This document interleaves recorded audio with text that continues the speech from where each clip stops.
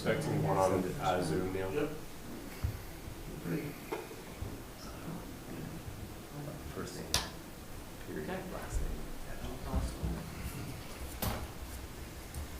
I'd like to first call the meeting to order for the City of Monona City Council. This is the joint meeting of the City of Monona City Council and Planning Commission, Monday, January 12th. Brian, could you call the meeting to order for the Planning Commission, please? Yep, I'll call the Plan Commission meeting to order at 6 o'clock. Okay. Neil, could you please call the roll? Bernstein. Here. Rademacher. Here. Holmquist. Here. Wood. Here. DePula. Here. Kugel. Here. Mayor Moore. Here. Thank you. And Planning Commission, we have the two alders and Mr. Stein. Here. Mr. Chapman. Here. Ms. Fallett. Here. Mr. Holmberg. Here. We're expecting Ms. Fox. She's not yet joined us, but Mr. Grice is excused. Thank you, Doug. Is there anyone here to make an appearance that is not part of this meeting this evening? Looking up on the screen. Not seeing anyone. Ben? Part of? Oh, sorry. He's not. I was like, how could you be on the screen and here? That's pretty tricky. Okay. Susan. Okay, so, having. Sorry. Welcome, Susan. Thank you. I will close the appearance section and start with introductions, if we could. Sit next to me, yeah. Sure, I can take it away. We can maybe go through Planning Commission members and kind of go counterclockwise. So Doug Plowman with the city, the Director of Planning and Economic Development. Rob Stein, Plan Commissioner. John Chapman, Plan Commission. Susan Box, Plan Commission. Chris Amberg. Okay. You want to start down here, Rachel? Rachel Kugel, older person. Patrick Pula, alderperson. Doug Wood, City Council. Brian Holmquist, City Council. Teresa Rademacher, City Council. Rick Bernstein, City Council. Terrific. And with that, I will turn it over to our two guests this evening. Oh, now it's on. Okay. Okay. Hello all, welcome. Appreciate the opportunity. My name is Ben Rohr with Vanderwall & Associates. I'm the project manager leading this project on behalf of Vanderwall with the City of Monona, working hand in hand with staff and you all through this process, joined by with my colleague, Rob Kalchak. And so together we'll sort of be the face. Obviously, there's a lot more people in our firm that will be participating in this process in relationship to a variety of different activities. But we'll be the ones sort of leading the meeting, the discussion, the different opportunities as we review documents and work through the process.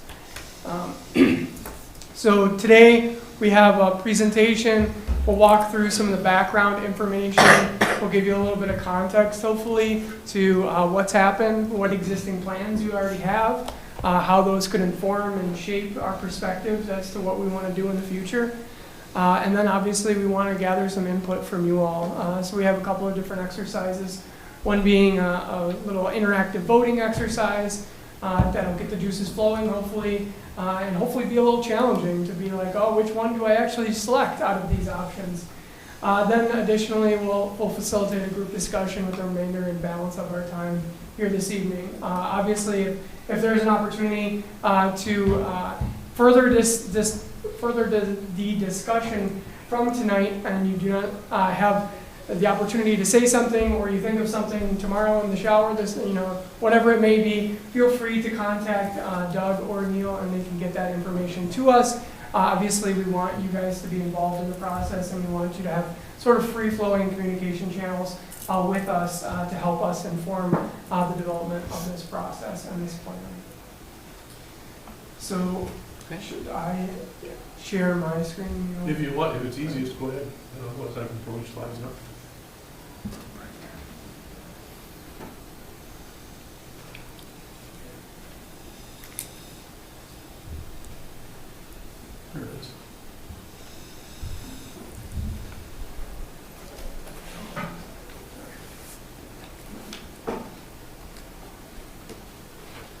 Corey, can you see that?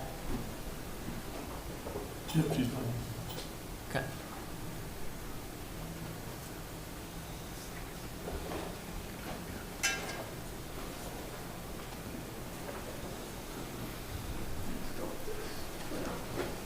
Here you go. So we already did introductions. I mentioned what we're planning to cover today. I know it's a little bit small on the screen, but generally speaking, what we're aiming to do is illustrate the project schedule through this graphic, and this will be something we update throughout the process. And really, what it's intended to do is show the timeline of events from where we are today to the finish line, hopefully approximately 12 months from today. And so that's our intended goal, is that right around this, late December of this year, we will be at the adoption process. What this includes is sort of 4 different stages, if you will, throughout the project. So that'll be upfront information gathering, where things like today, we talked with the ad hoc committee last week, we'll be gathering data, we'll be doing existing conditions evaluation, holding public input opportunities, taking all of that information to develop a draft plan. That draft plan will be developed in the spring and the summer, and then we'll work with the ad hoc committee to refine that draft plan, and you all to refine that draft plan in the fall, in addition to the public. And so we'll have opportunities throughout, but there will be a gap in terms of a period of time between today and when we engage you all again, in the nature of working through development of the plan. And then finally at the end will be the finalization. That'll be the formal adoption process that requires the 30-day public hearing notice and the public hearing and the adoption. Overall, this timeline is something that we'll continue to update. But generally speaking, high level, that's sort of the different buckets. We'll go from input gathering to plan development to plan refinement and then finally adoption. When we're looking at what is a comprehensive plan, you all are probably familiar with that topic. In 1999, Wisconsin passed the smart growth legislation, and what this did is require every municipality to adopt a comprehensive plan and update it every 10 years. However, it has a 20-year outlook on it, so it's a visionary document for the next 20 years, and it has 9 required elements.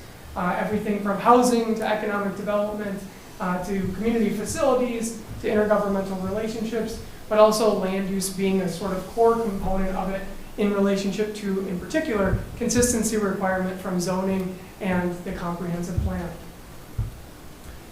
I mentioned a little bit about this, and some of this really focuses on the land use element in relationship to, identifying areas appropriate for redevelopment versus preservation, and those different types of what those land uses look like in specific areas. But obviously, there's a lot of overlap, and this is a comprehensive plan. So there are a lot of topics that overlap with land use decision making, transportation, community facilities, for example. All of those things have interrelated aspects to them. So while land use is sort of the focal point and often is when we're talking about a comp plan, really every topic is on the table. It's pretty open-ended from that perspective. And so when we get to the discussion later on today, if there is a topic that you think is just maybe completely off the wall, it may actually fit within the scope of a comprehensive plan because it is that broad and that big. And then finally, at the end of the day, what we want to do is make sure that this is an implementable document. So we're going to focus on an action plan that has an opportunity to take those recommendations and bring them to life. And so hopefully that yields an opportunity for this document to be a living document versus something that you just periodically look at every decade when you have to update it.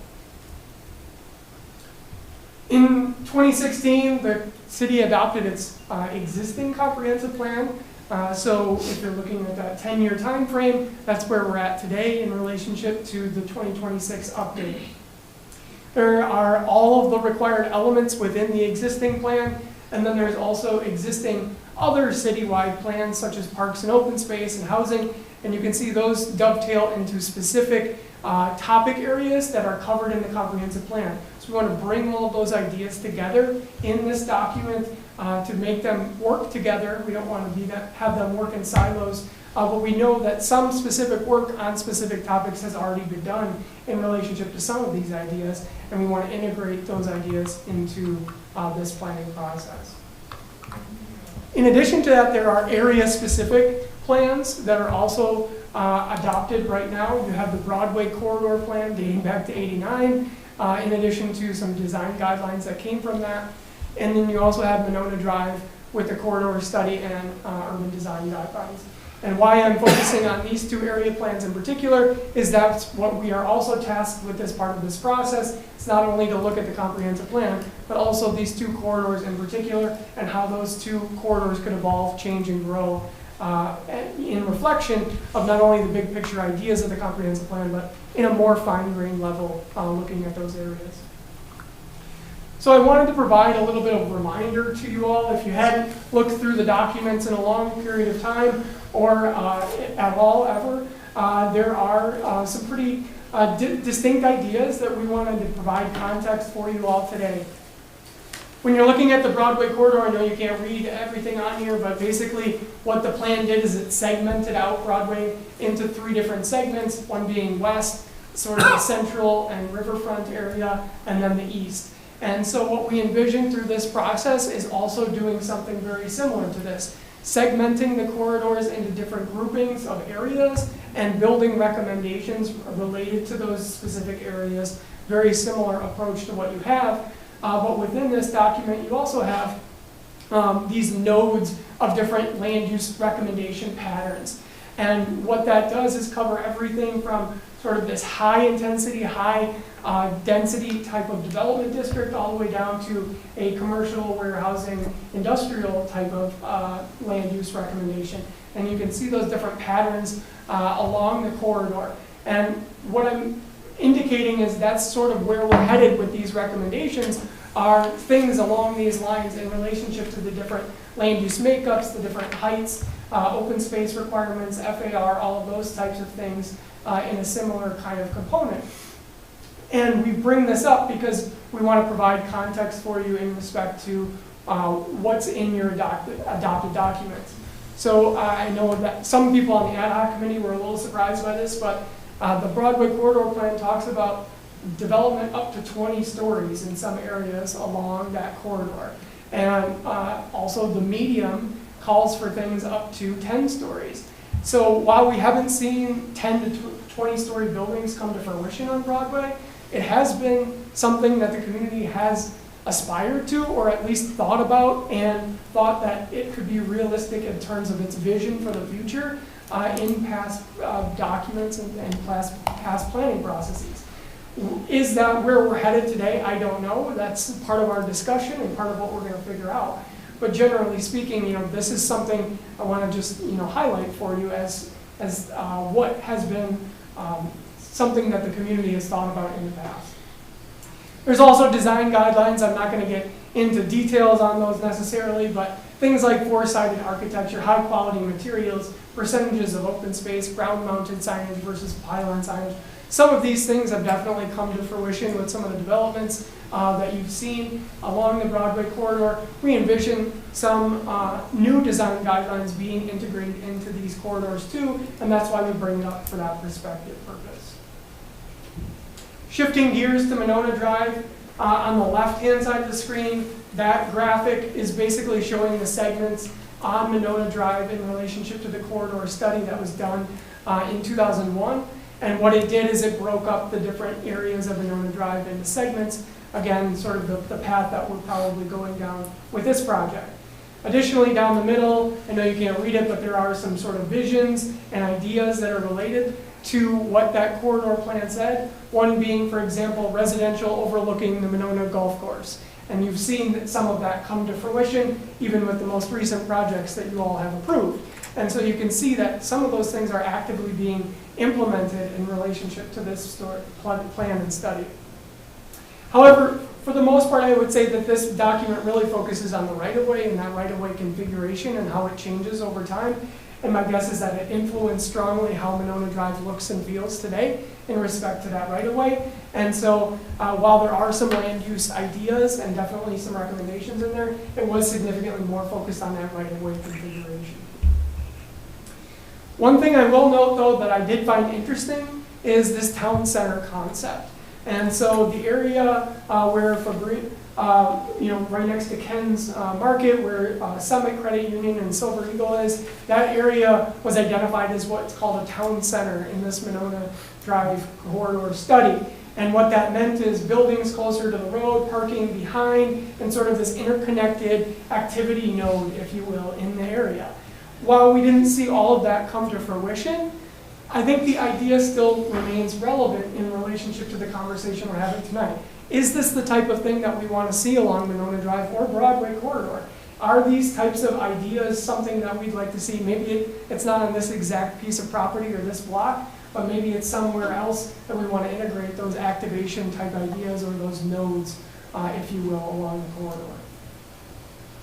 So I covered most of this in terms of sort of the highlights of what's in the corridor. There's also design elements, and I know that this is much more on the forefront of things that you guys are actively looking at today when you're reviewing projects. So I won't go through all of them, but again, we want to keep those at front of mind when we're talking about what the future looks like for these corridors and which ones are working, which ones do we need to revise and reflect a different sort of recommendation. And so we're going to build off of those ideas in relationship to what we develop in the new corridor plan for Monona Drive in reflection of these ideas.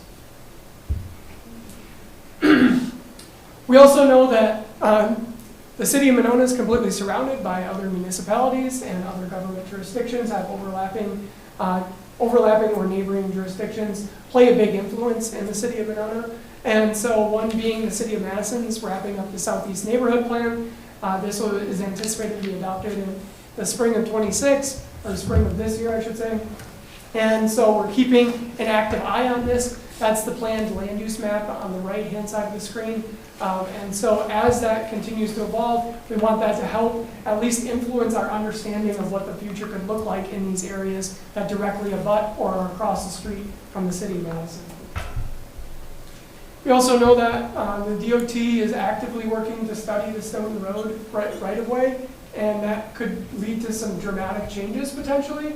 One being, two kind of options that are on the table. One being that it stays in a similar configuration of today, and the other being a very dramatic change to a more even sort of streetscape where it's less of a segregated highway type of atmosphere and more like an East Washington atmosphere. And what that could result in is a pretty dramatic change in how the development patterns exist along Stoughton Road and that corridor. So we want to keep abreast of this and keep in the loop as to how that could potentially influence what we're talking about with this process.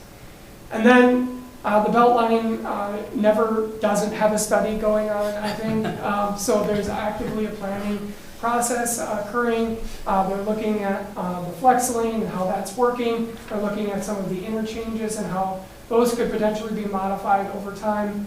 But there's also some bike and pedestrian connections. And so we want to continue to keep in the loop on how this could potentially influence, in particular, some of those interchanges that exist within the city of Monona. So now transition a little bit to the comprehensive plan, talking specifically about what we're going to do here. As I mentioned, there's 9 different chapters. What we're doing is a sort of team effort here between Vanderwall and Associates and city staff. We're going to work together to draft these chapters and to come up with these ideas. This is, at the end of the day, going to be one cohesive document. Everything's going to work together, but we're going to take different turns doing different activities. Additionally, the corridor plans, like I mentioned, for Broadway and Monona Drive, those are going to be integrated into this document so that everything isn't all in a separate place. Everything is interconnected and interrelated. So we really applaud the effort that you guys put into thinking through this, and we think this makes a lot of sense in relationship to how we're trying to approach this. So I won't go through everything here, but really what the new comprehensive plan is going to do, it's going to be a new plan. So we're going to start with new existing conditions and data. We're going to gather community input to identify those issues, those opportunities, those goals, objectives, policies, and vision statements. And we're going to focus in particular on some of those corridor and area plan development, like I talked about. We think there's probably going to be an all-new future land use map category direction that we're going in to integrate those ideas into the plan. And then finally, making this an actionable item for the future so that you have the opportunity to say, we are advancing this plan through the vision statement and the goals in reflection of these different actions we are specifically taking. Corridor plan's inherently just a little bit more interesting than the comp plan because it's got visual graphics surrounding it. So there will be a lot more in that vein in relationship to the corridor. What we'll be starting off with is alternatives. So thinking of how could those two, one's always going to be existing. What does that look like today? Could it be something different? Yes, obviously. Does that look like the 20-story? Somewhere in between, somewhere reflective of today? That type of alternative landscape is what we're going to look at. Then we're going to develop some concepts and some visual sketches, and then, like I mentioned, integrate those recommendations for different things like design, for height, land use mix, and have the opportunity to weigh those different options throughout this process. This group's specific role will meet 3 times over the next year as part of this process. Basically, beginning, middle, and end is how we have it derived right now. You have the opportunity to obviously participate in any of the public input sessions that we hold. The ad hoc committee is really tasked with being the lead group on this, but obviously you can participate in those meetings as well. And then we will have a project website that will be continuously updated throughout this project. So if you want to stay on the loop, you can continuously check that and click through it and probably figure out what's going on relatively quickly. But overall, you all are the ultimate decision makers at the end of the day, so you need to feel comfortable with this document. But also, we want to help you, or we want help from you guys in particular in spreading the word, getting the word out there about this ongoing planning process and how people can stay involved, informed, and provide input. So Ben? Yes. Just a couple of things before we dive into the data.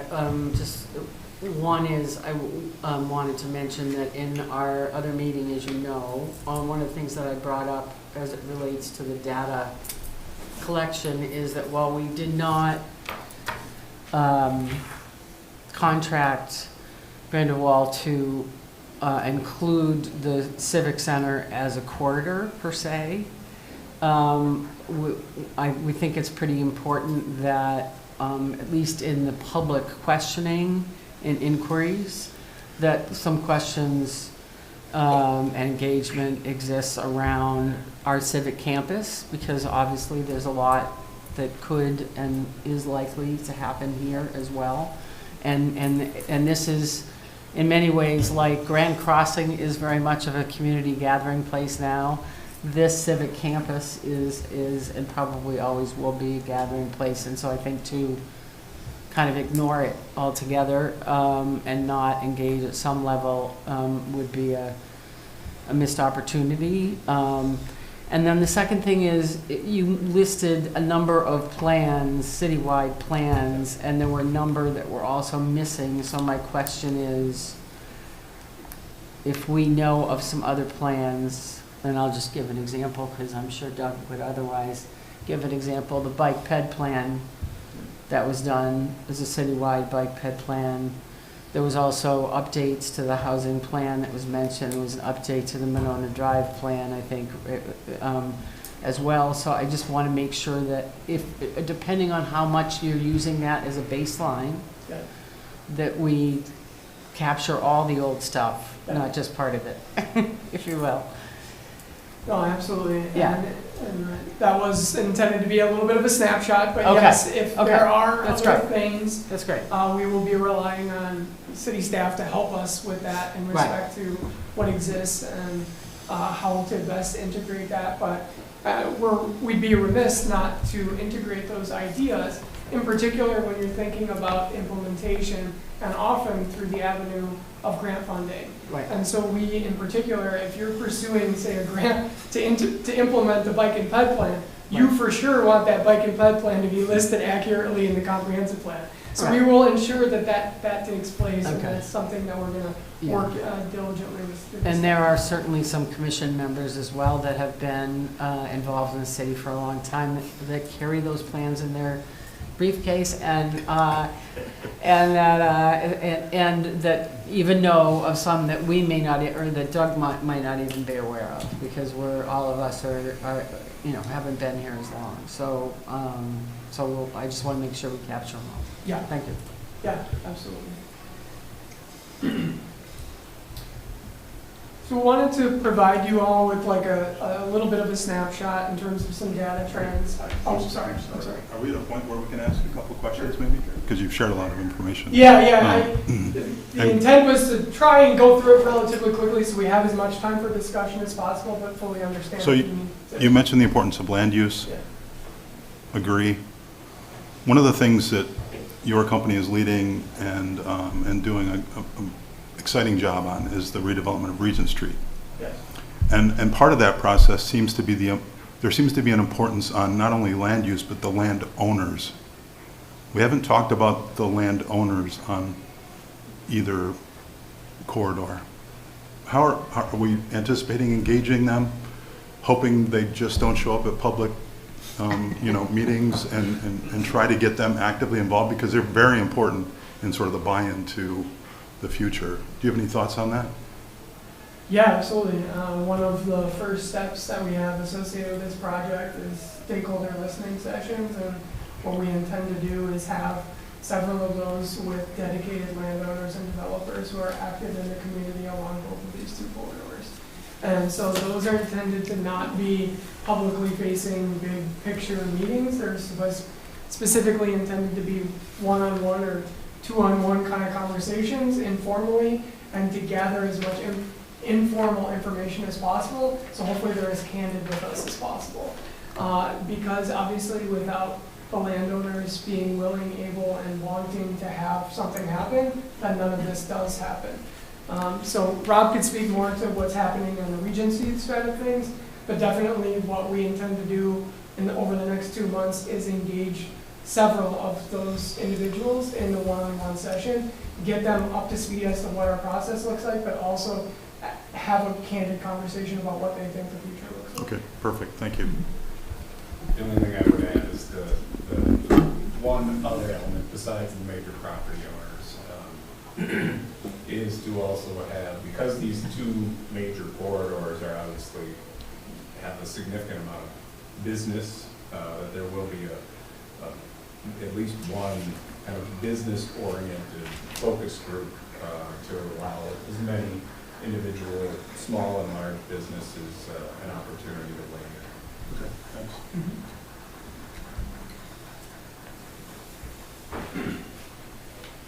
So a couple of data trends to talk a little bit about, or at least to minimally give a little perspective as to what's happened and where Monona sits in reflection of some key ideas here. One being the starting point of Dane County's rapid population growth.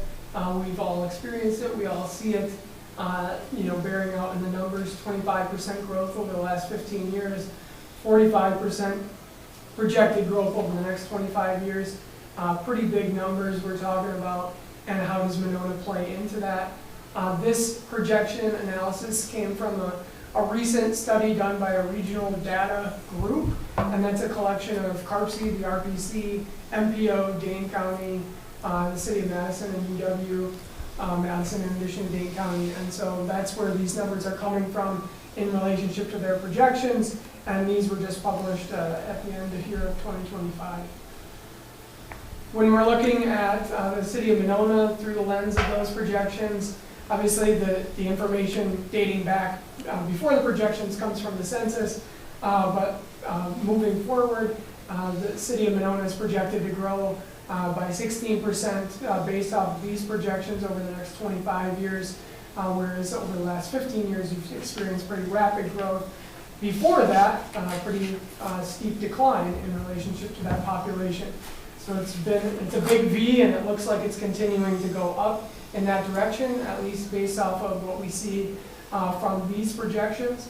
But one thing we did talk about in the ad hoc committee, and I'll point out for you all, is that I pulled the 2025 numbers from the Department of Administration, and they said that the city has 9,000 people. The projections say that by 2030 you'll have basically 200 more people. We would anticipate that over the next 5 years, we will have more than 200 new residents. So these projections might be out of date already based off of some of the things that have been approved in terms of the projects and some of the housing units coming online in the city of Monona.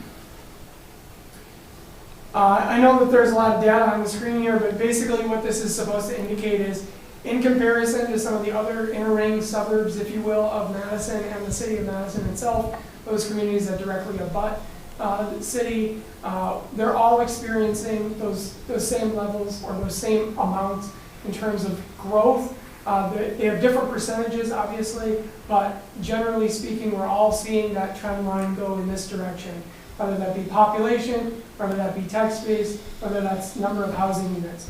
Monona is a little bit smaller in terms of percentage than some of these other communities. It also doesn't have as much land area as some of these other communities. So there's different proportionate components to these things. We'll also do a deeper dive with some more data collection over the next couple of months, and we will compare some other communities like McFarland, for example, or in Cottage Grove, and get some other perspectives to the communities that maybe have a similar population. But this was just a snapshot to give you an understanding of generally speaking, what we're looking at in this whole region is that enormous sort of growth path trajectory. When we're looking at Monona specifically and the demographic breakdown, what we see, and you guys may be familiar with this, is an increasingly aging population. So when we look at this in comparison to the median age, we see the median age increasing for City of Monona residents.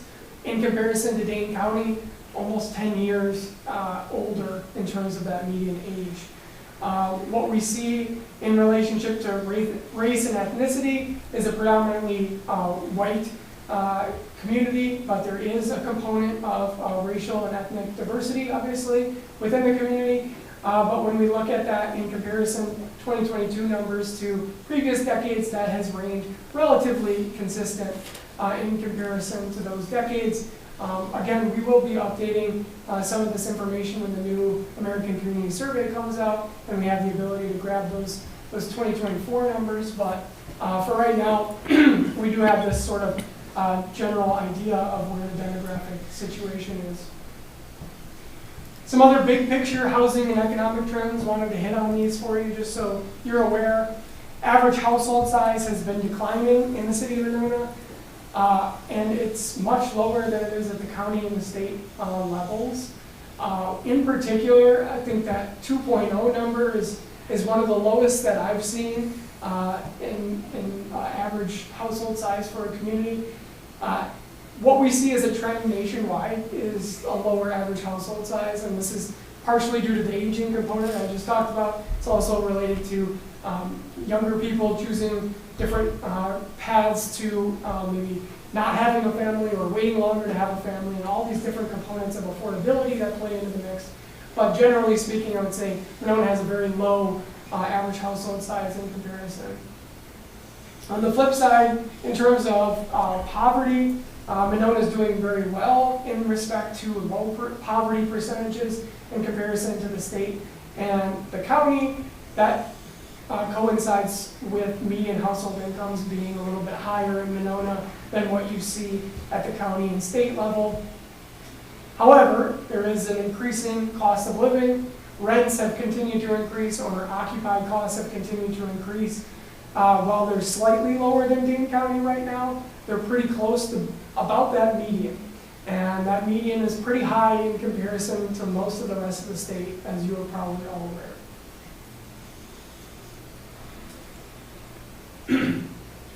Median owner-occupied home values, again, a little bit higher in Monona than what you see in the county, and significantly higher than what you see in the state overall.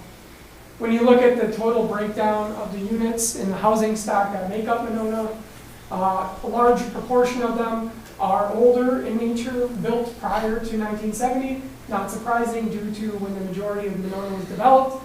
However, these numbers are inherently outdated. We know that you guys have been adding a lot of units over the last 3 years that are not in these numbers, so take that with a grain of salt. That definitely has not been integrated yet.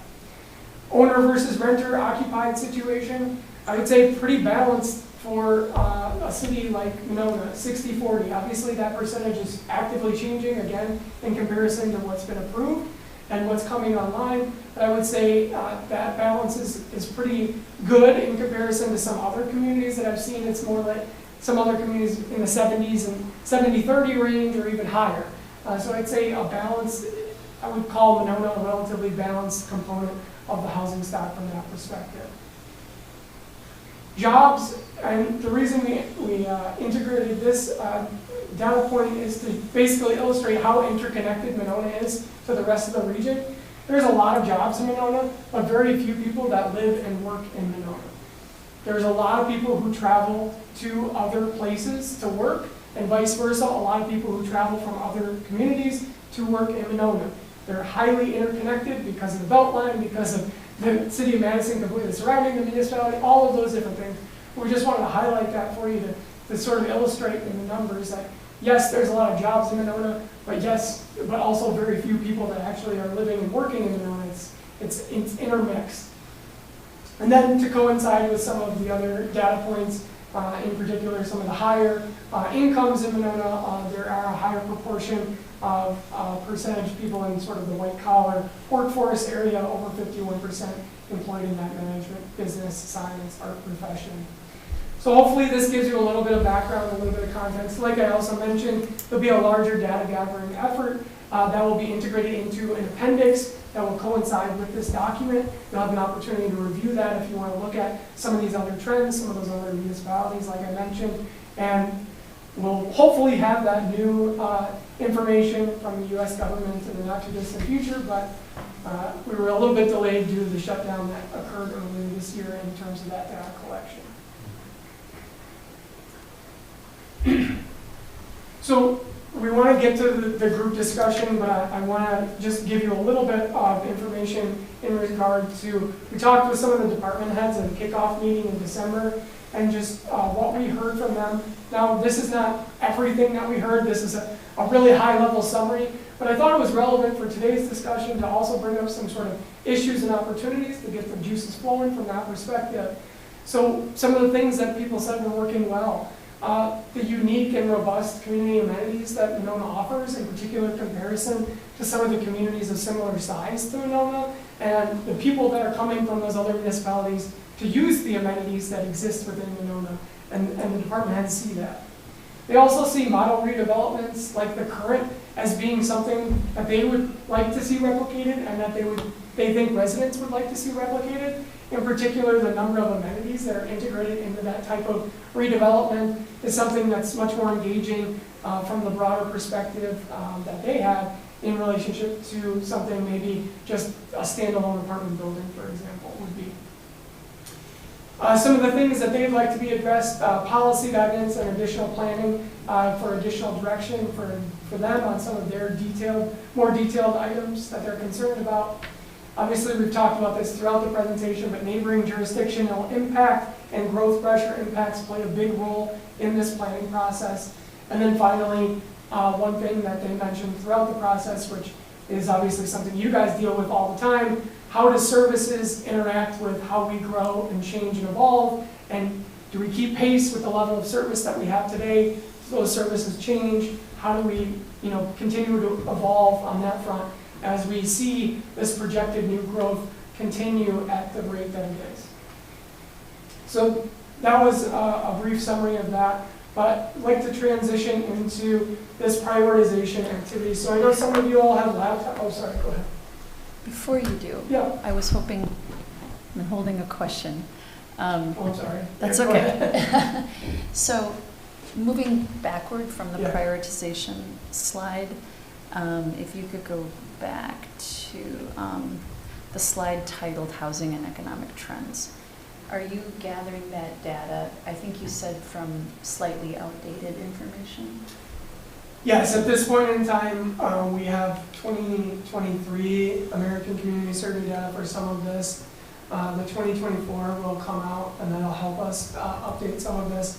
There will be some data from other sources that will also be updated, like DOA updates their numbers each year. Department of Workforce Development updates their numbers. And so some of those things we have the ability to collect right now. Some of those things we have to wait for the US government to update. So yes, inherently, everything I shared with you is at least 2 to 3 years out of date. And that's just the nature of where we're at right now with the data we have available, but it will definitely be updated as we Yeah, go. that's fine. And then if you could just go backward a couple more slides to the slide titled Community Comparison. Yes. And I'm trying to just sort of tell a story in 1 or 2 sentences. Like, what does this data mean for people living in Monona, or for people not, or looking at Monona from the outside? You can say Monona is a community with, I'm trying to understand the tax base versus the housing units versus, what's the story? What do you say about Monona when you look at those numbers? And while you're thinking of that, could I ask another Yeah. question that's related? I think it'd be valuable to add another column that says the amount of developable land that's available for each of these communities. Because, Fitchburg's got thousands of acres where they could Right. build Right. much more housing. And so I think it's kind of tied to what you're Like, yeah. what you're getting at, I think. Like, what is the story behind the data? I think that, that was about to be my answer. Yeah. Is related to the availability of opportunity. And that doesn't mean that opportunity doesn't exist in Monona at a pretty expansive rate, honestly, and you've seen it through the development projects that are coming down the pipe. But in comparison to greenfield development opportunities, those are inherently easier to do, and that's why developers do them most often. And we need, obviously, a mix of greenfield and redevelopment opportunities, but Monona only has one option, and that's redevelopment opportunities. And so those come with additional challenges. And so what we see is a scale a little bit smaller in respect to some of these numbers in comparison to those other communities. That's the one trend that I see consistently. In addition to just proportionately the land area in totality, the city of Monona is a smaller city than each one of these cities in total land area to begin with. And so that means it has a smaller population and it has a smaller tax base. And so some of these increases over time just proportionally have been a little bit smaller because it's a smaller municipality. So if you had never heard of Monona before, or any of these communities, and you were looking at this chart, that is the conclusion you would draw. You would say, this must be a landlocked community. Because I'm seeing, that's what I'm trying to understand. Like, what is the story? Like, why is it that there's a community that has doubled their tax base, but only has a 6% increase in the number of housing units? Like, what, that's what I'm, if you had never, like, What's the point of the slide? What's that? What's the point of the slide? Yeah. Dissimilar communities, I mean, It's raw data, which is, yeah, but they're I not mean, similar that's informing What communities. are we anyways. supposed to be learning about when I'm looking at this slide? Like, this isn't part of the document, this is just Yeah. informing with raw data, I think. Yeah, Like, I don't, we're not trying to be telling. like, if a we have an big extra story. slide with what you think is irrelevant information, that's fine, but it's raw data that they have available that, and interesting, I'm not drawing any conclusions about a final document presentation, Right. but it is but like available. John is saying, like, there's the opportunity, right? Or My takeaway is that Dane County is going to grow dramatically. Right. And we're not going to see that growth in Monona unless we get creative with our redevelopment opportunities.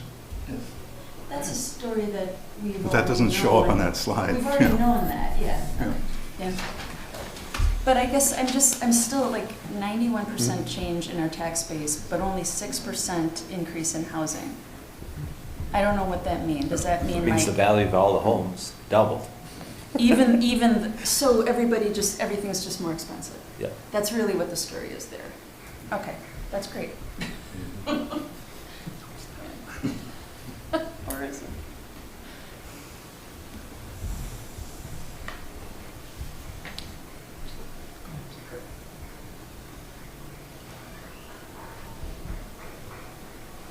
So for this exercise, we'll be using either the laptop that you have in front of you or your cell phone, but to we'll be going to menti.com, which I'll bring up and show you all. It's menti.com. And we'll be doing a little bit of a polling exercise. This poll is not intended to be a referendum or anything. What it's intended to be is an opportunity to gather feedback, to start the conversation, and to understand what we're looking at from a perspective of there's a lot of things we want to cover, but we have to prioritize and we have to hone in on stuff. So if you go to menti.com, at the top of the screen, you'll see a code. It's 5909 9111. And so that will give you access to this survey on that. What's the number again? 5909 9111.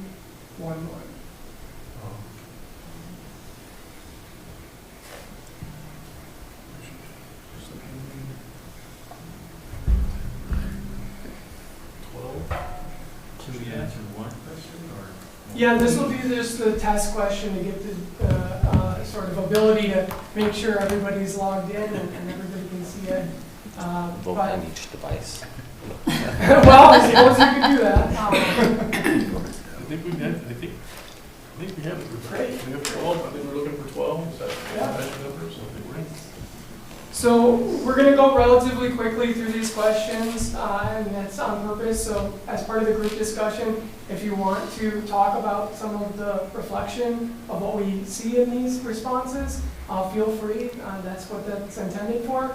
But we want to get through those. And as part of the ad hoc committee, we ran out of time for the group discussion because we spent a lot of time talking about the results. So I'd like to try and avoid that if we can, and have the opportunity for you all to have that group discussion for the last hour we have this evening. So the test question is, will the Badgers men's basketball team make the NCAA tournament? Looks like we have strong support in relationship to yes, which is the opposite of the ad hoc committee. I think there's one variable in play, potentially, the Michigan game, I guess, influenced everybody's perspective on that. So that's interesting to see. All right, our next question, talking about, you can see it on your screen there, and the answer choices are obviously a little bit bigger than what you can see on the overhead screen, but looking at what's working well today, we're talking about community assets, and we've talked a little bit about what some of those are already. Obviously, all of these things we think are assets to the community, so we're talking about prioritization of sort of what do you think is the top, and where do we build upon in terms of some of those really strong assets that exist within the area? They can only pick one. Yeah. It'd be awesome to pick all of them, but then we wouldn't get any answers to anything. Right.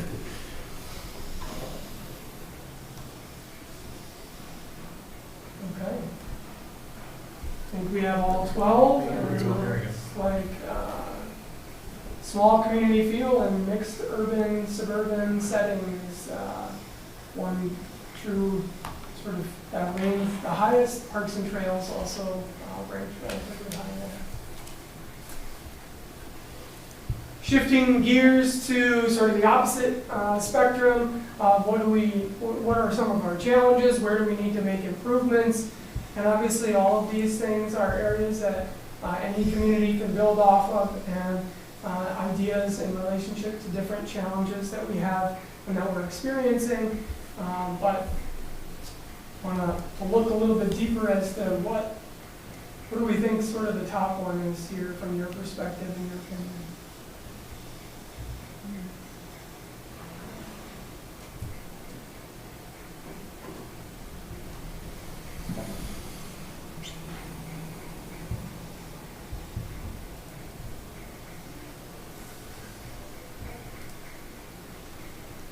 Something that we talked about during the ad hoc committee too, is that a lot of these questions are like, yeah, I like both of those things, or three of those things. Yes. Yes. Yes, and we recognize that, and that's why we selected some of them. They're hopefully a little bit more challenging than just, this is the obvious answer kind of thing. But strengthen sense of identity and place by creating additional destination districts, and then housing is number 2. So talk a little bit about some specific topics in the next couple of questions. What is our top housing issue that we're looking at in relationship to needing to be addressed? And obviously we know that these are all interconnected. If we add more diversity of units, that does impact affordability and availability. So we know that there's interconnected relativity to some of these answers.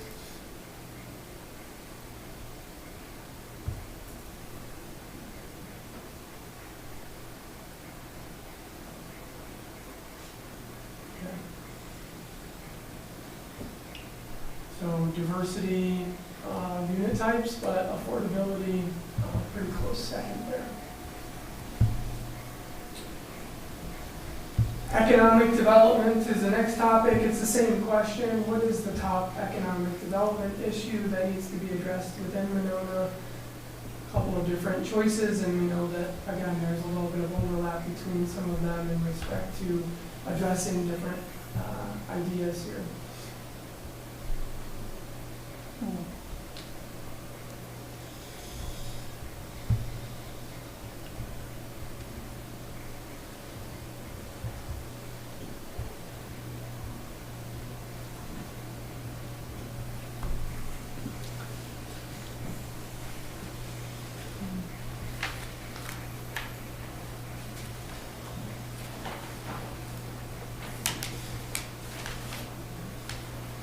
Okay.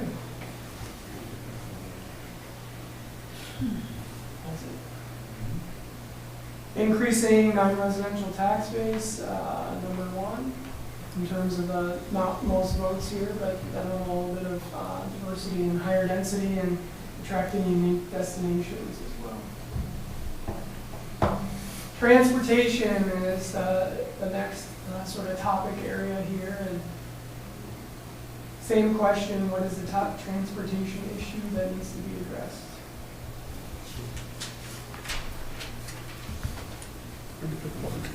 Yeah.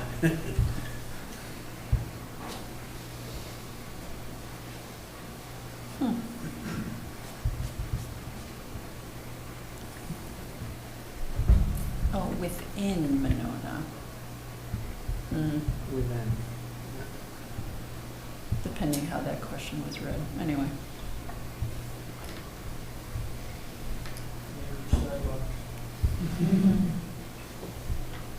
Yeah, and I strong support for the sidewalks and 1 vote for each of the others. Shifting to land use. What is the top land use issue that needs to be addressed?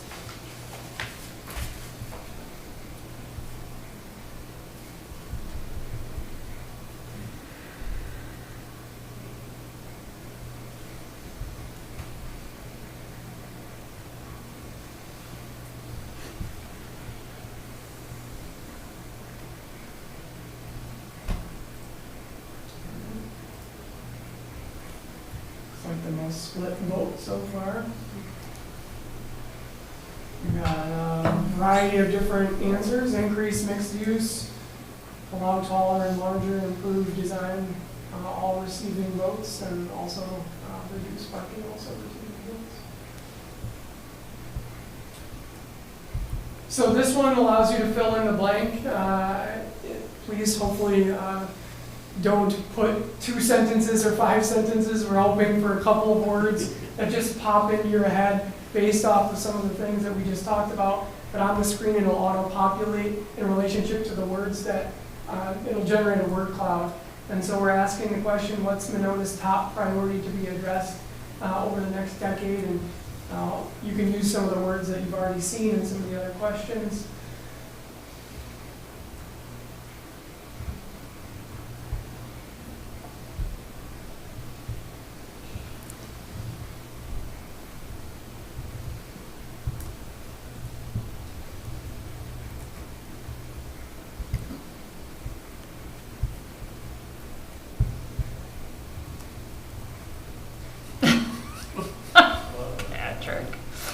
Why get one? Did you?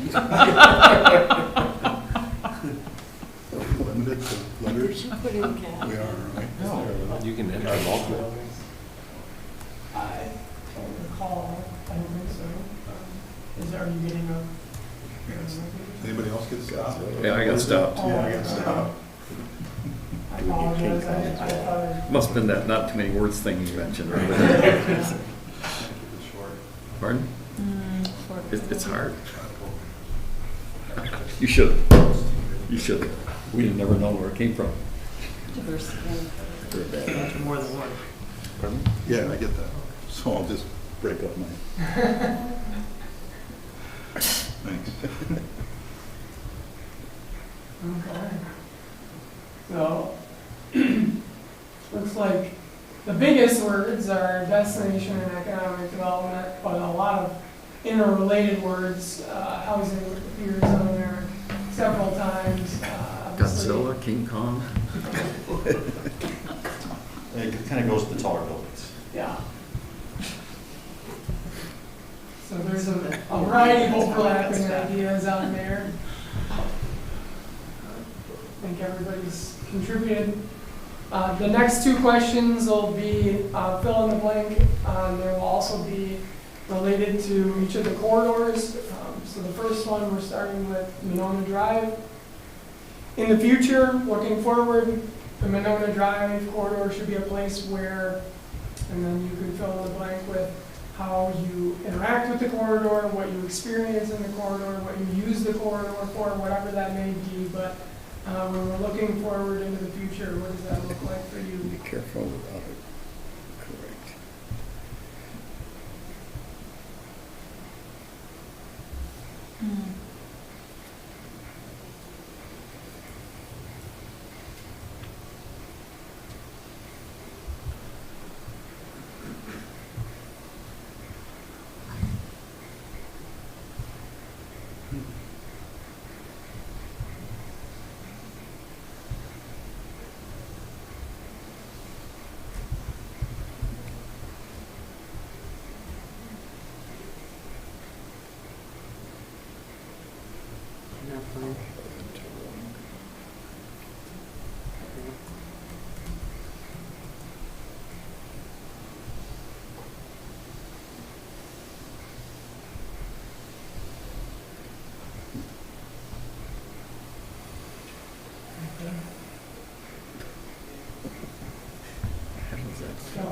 Now, one particular word that pops up, but obviously live, work, play, that kind of thing is a couple of different items.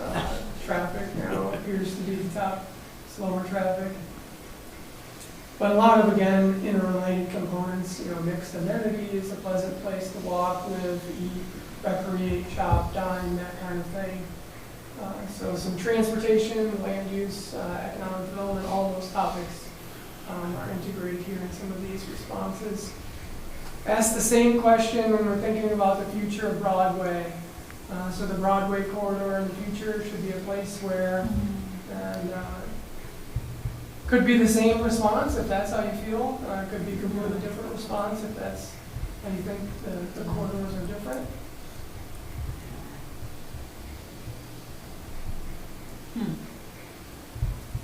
I wish we had answered them both at the same time, because now the contrast is, yeah.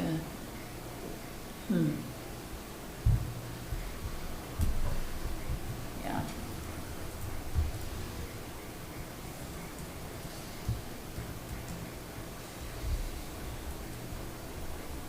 Well, large development got very large on the screen. Yeah, I like that.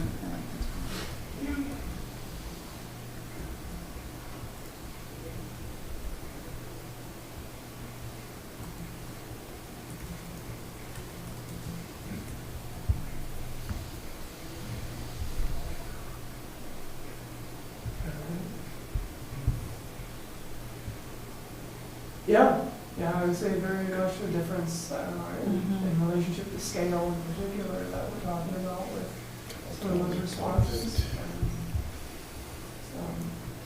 And some specific land uses, destinations, shopping,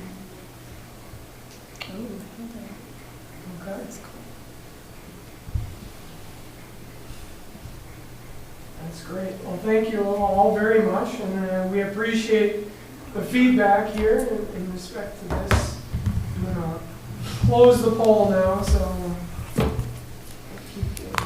These are always interesting because, you know, at first you're like, oh, this is kind of clunky or whatever, but it gives you only have so much time, you have to make a choice, and everybody gets a vote.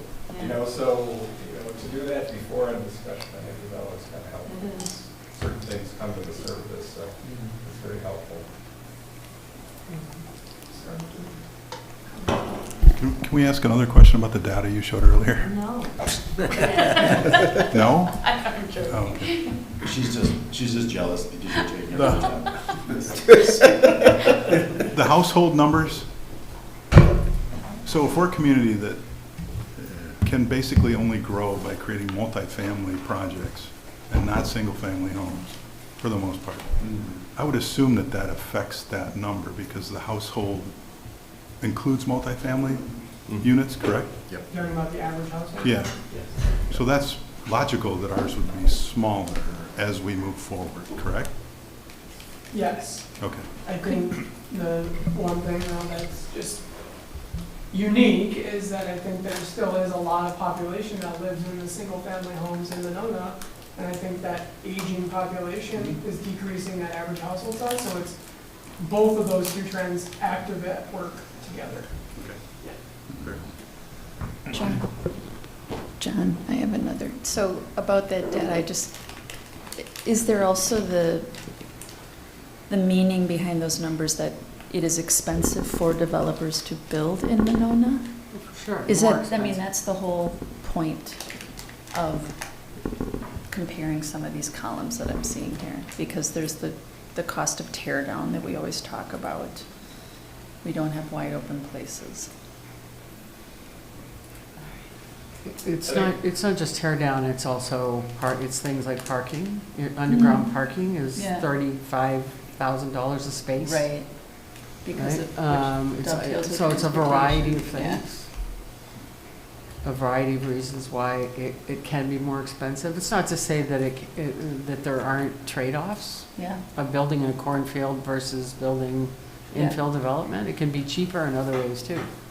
Or I don't want to say cheaper, but Yeah. I mean, there are trade-offs. I guess my summary is, if a person had never heard of any of these 5, 6 communities, and they just looked at that chart, like what assumptions would they make about those communities? What kind of development assumptions would they make? What kind of, yeah, that's all I was looking for. They sprawl. Yeah. What was that? They have places to sprawl. Yeah, those other communities. Yeah. Yeah, right. Yeah. Yeah. They have a lot more square miles. Yeah. They're this landmass is much bigger, regardless of their choices around housing. So the next section is really about hearing from you all, you know, as you look to the future and kind of envisioning your future. And you guys obviously have a lot of conversations day to day, and also relate. You're often in a position of reacting to proposals and things that are coming forward. So this is your opportunity to begin to envision really what you want. So we're going to want to get a little bit bigger handle on, you know, some of the bigger ideas that you may have, some of the challenges that the community is facing that we need to try to rectify over time, because we have a timeline in which to do that. You know, everything doesn't have to happen immediately, but you can set the pace, whether it's increasing your tax base or increasing services or creating a greener destination, or all those things that, you know, some of which came up. We'd really like to hear, you know, from your personal perspectives tonight. There'll be more opportunities, but I guess that's kind of the focus of this evening. And we kind of got some things maybe grouped around a few topics just to organize a little bit of the discussion. But maybe starting with kind of what's already been happening. What are some of the things that the community is excited about, the trends that are happening, or maybe things that we're really not really liking how this is going? And based on your past experiences, we'd love to understand a little bit more about that. Just anyone? Yeah, it's a open-ended, free-flowing conversation here. I was kind of disappointed to see that we still remain very homogenous. Like there's not a lot of diversity of culture. Yeah, doesn't seem to have changed. Yeah.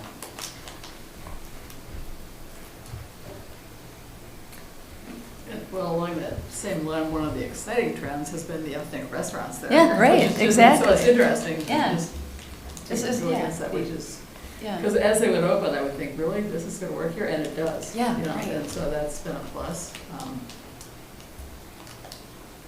Affordability is one of the issues probably, but that's. I think the reversal of the long-term trend in population decline is obviously significant and exciting, positive trend to this point. I mean, I think there will be, if we're going to grow as much as I suspect we have the potential to grow, I think that may present some challenges in terms of retaining that small town feel. And it's going to change, will it change the character of the community? Mm-hmm.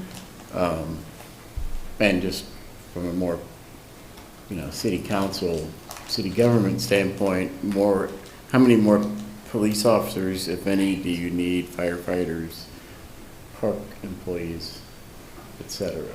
So. Wait, Corinne has her hand raised. Oh, good. Corinne, can you hear us? Hi. There you go. Yep. Yeah, can you hear me? Yes. Very much. All right. I apologize for not being there tonight, but you did not want me there, so. Yeah, I can hear I'm it glad in your to be here voice. virtually.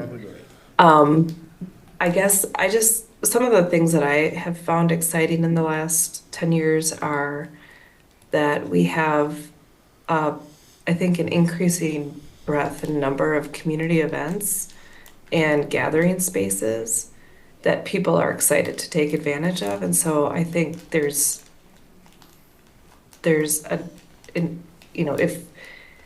if we have an opportunity to have more destination type of development, I think people would take advantage of it and be very excited about that. The Current is an example of that, and just how well used that space is. I also think that the connection to the metro has been a very exciting development for the community as well.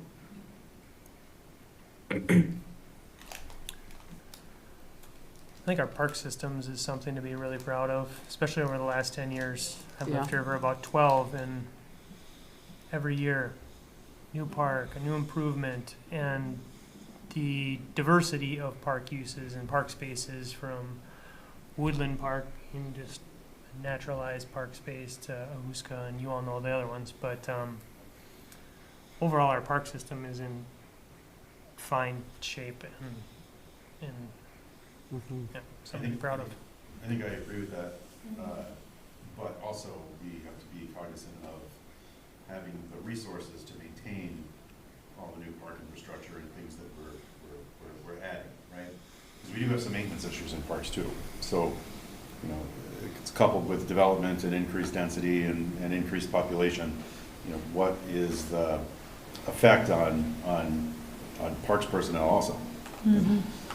Yeah, I think it goes back to what Doug was saying about really all of city services, police, fire, park staff, more people is more demands. How do we, there's got to be a statistician, there's got to be something like, if your population grows this much, then you need this many more. Yeah, I mean, there are. how do we, right. And so we already do have access to all those numbers, I'm sure. Yeah, I do a lot of park plans, and so from that perspective, there's the National Parks Association does an annual survey of different communities, and they build a number that says the average over the entire country is like 10.5 acres per 1,000 residents, and that's a metric that's used across the board in reflection of the services kind of thing from that parks perspective anyway. So I don't know where the city of Monona lands in respect to that number, but there are other numbers like that out there in respect to some service comparisons that different communities can look at. And it's not a perfect one-for-one match because not every community is exactly the same. A lot of communities have a lot of passive open space and a lot versus active open space, and where do those services, So there's a lot of variables, but there are benchmarks out there to use. I think what John said earlier about being creative, looking at the numbers from everyone else, I mean, in order for us to take advantage of population growth, we need to be creative, and that's being willing to create larger projects and larger buildings, and not limit ourselves constantly and consistently to 3 and 4 stories all the time. And Broadway is a great place to do that. It becomes harder on Monona Drive because where are you going to put parking? I mean, I think about that, like the building that my restaurant is in, for instance, would be great to redevelop, but how tall can you make that with the narrowness of that lot, and where does parking go, and how do you situate parking in something like that? So maybe there are areas like that that would be limited, for sure, but Broadway's not. So really looking at it as to, that's our growth area, really, I mean, when you think about it. Along that same line, though, I think one of the disappointing things for me is that we continue to just get rental property when we talk about development. And I think, while that brings in more people and it increases the tax base, I was interested to hear you say that the 60-40 thing is a plus, because it doesn't always seem like a plus to me in terms of people being engaged in the community and really wanting to be part of it. And I just feel like ownership, we have that conversation a lot that it's harder to build condos, for example, these days people aren't building them. So we're really always looking at apartments, and that it's just not, to me, as desirable as finding a way to increase ownership. 100% agree. What's disappointed me over the last 10 years has been almost all apartments, and we've been doing it at the expense of our commercial base. And if we want to keep taxes down for our residents, the number one cash cow we have is our commercial base. We make a lot of money on commercial properties. We do not make money on, I know our state aid will help now, but we're mortgaging our future because there's a lot of services required when you put out that many units. I think it's very disappointing that we put in so many rental units and we don't balance it out with any other ownership model of any type.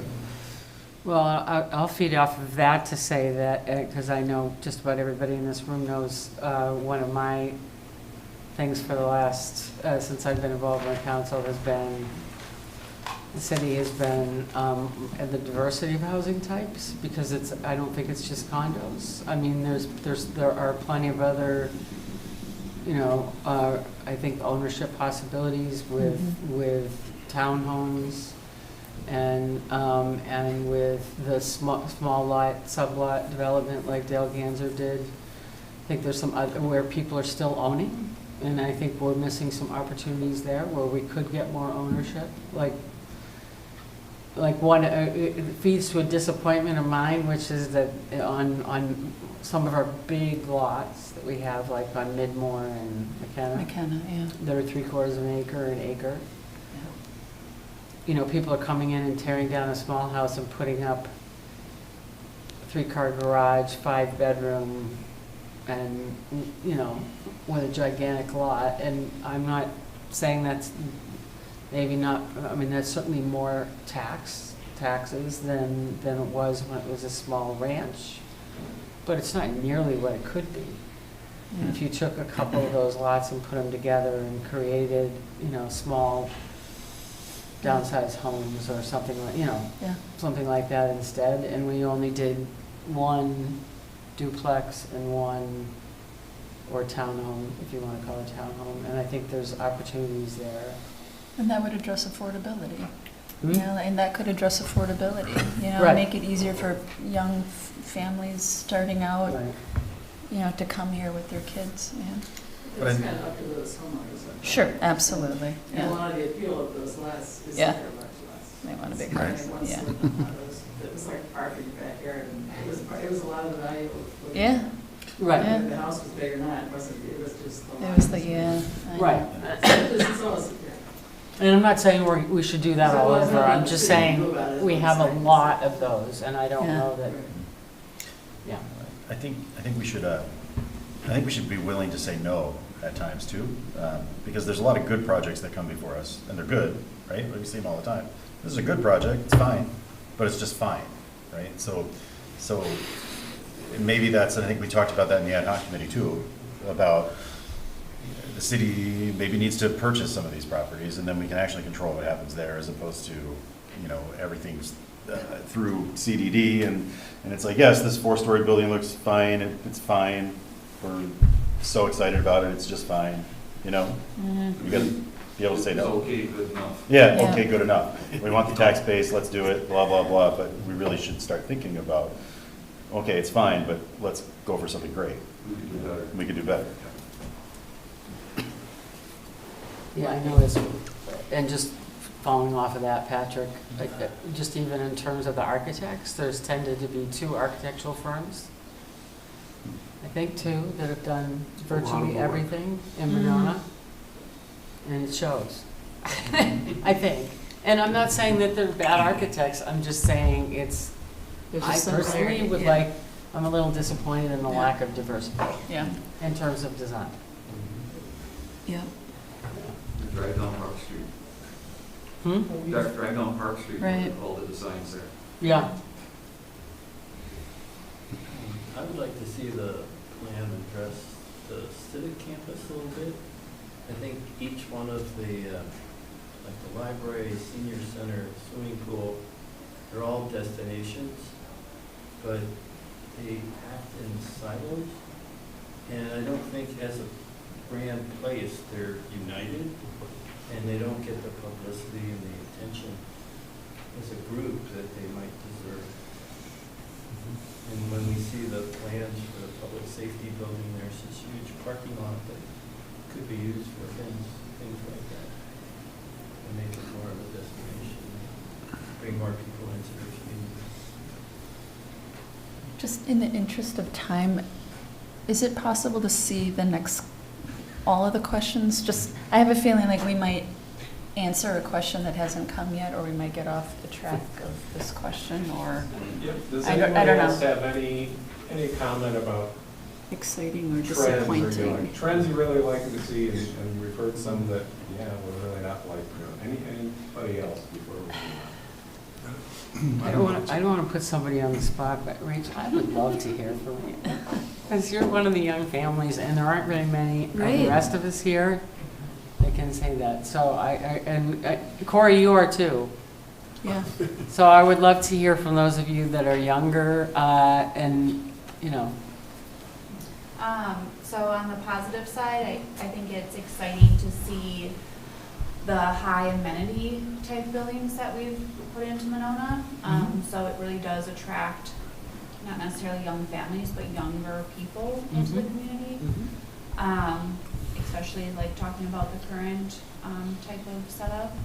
I would say, kind of echoing off of Patrick's point in parks, is that while we have increased our tax base,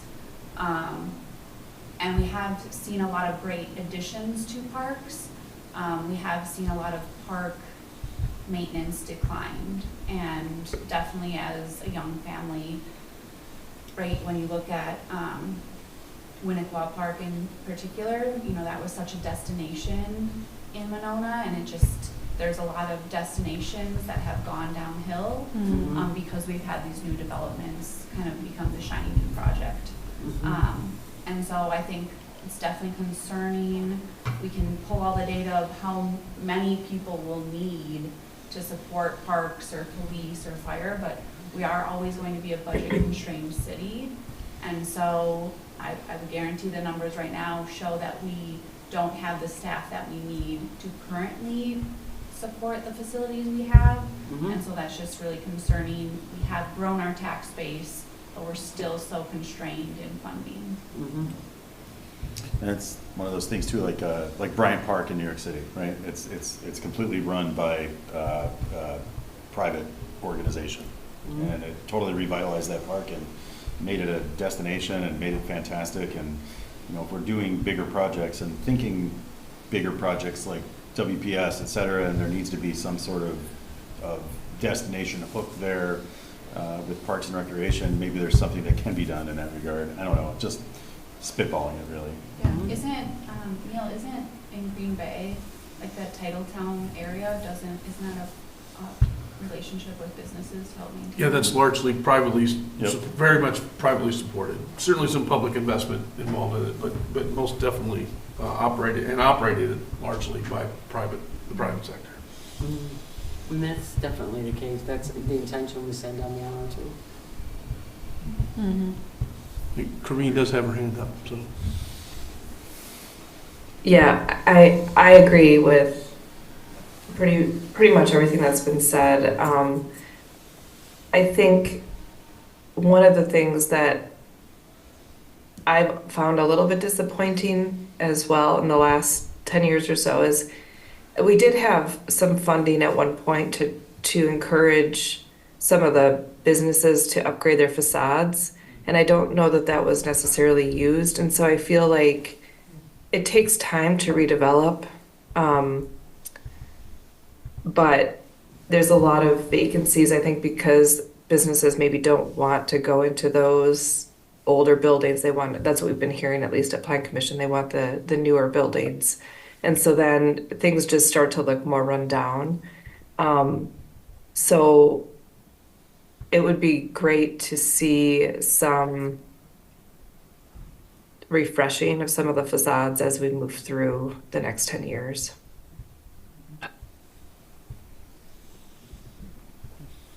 Great. I think the most exciting opportunity for Monona is South Park, or Southtown. I think with the WPS change, with new retail opportunities are coming, I think that could be a dramatic destination point. And I was the one that put Hilldale 2 up there. Because I could see that as Hilldale 2. Yes. Not bringing in high-end retail, but just bringing in Madison retail or Monona retail, and making it a destination point.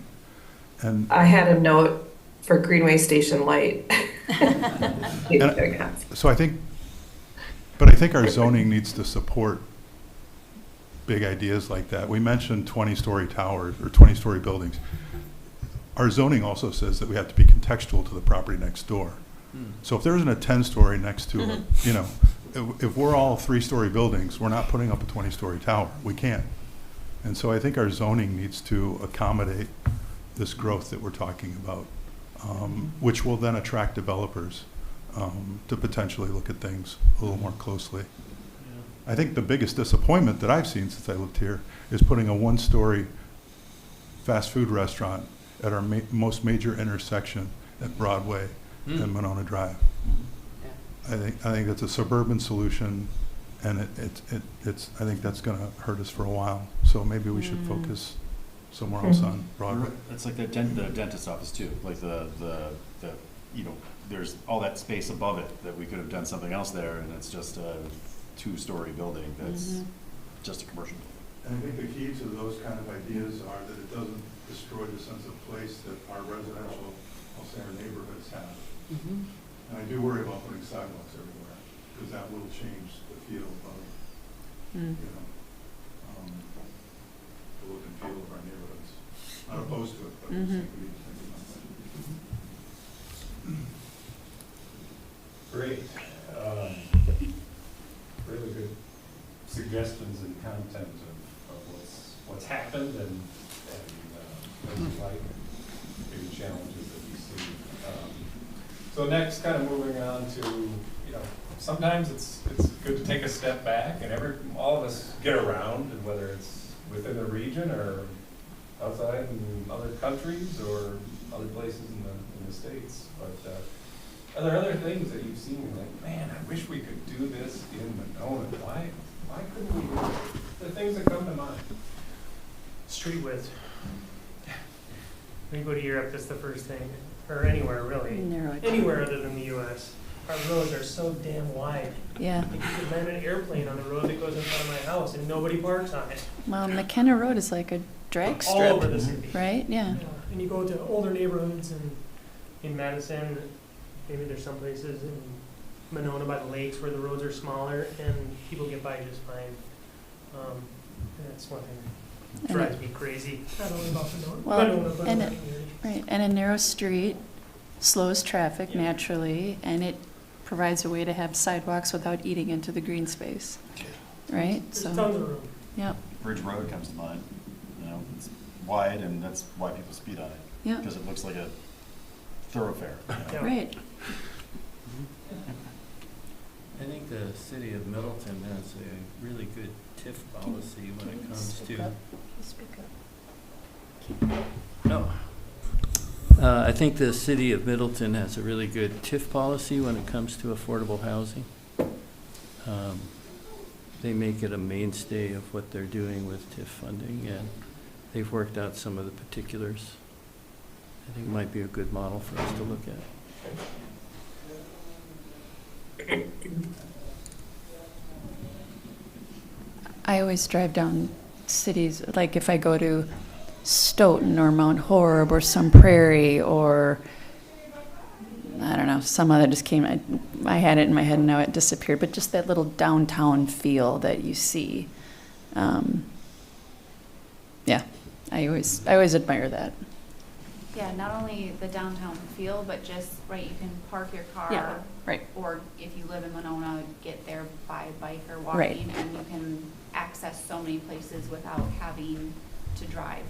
Yeah, Speaking about that, like, our waterfront really is not developed in any real fashion at all, but like, water taxi that goes from San Damiano to downtown to the new waterfront in Madison would be awesome, right? Especially if you could kind of treat it as a bike ferry too, you know? right.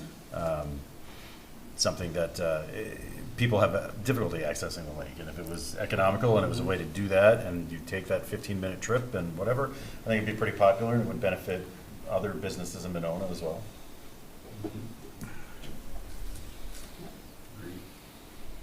I think the town center that was planned long ago at Monona Drive, what you're talking about at downtown is a great concept. I'll give you some historical references. When we put that into the Monona Drive plan, and we said, well, this would be a perfect spot because the bowling alley's there.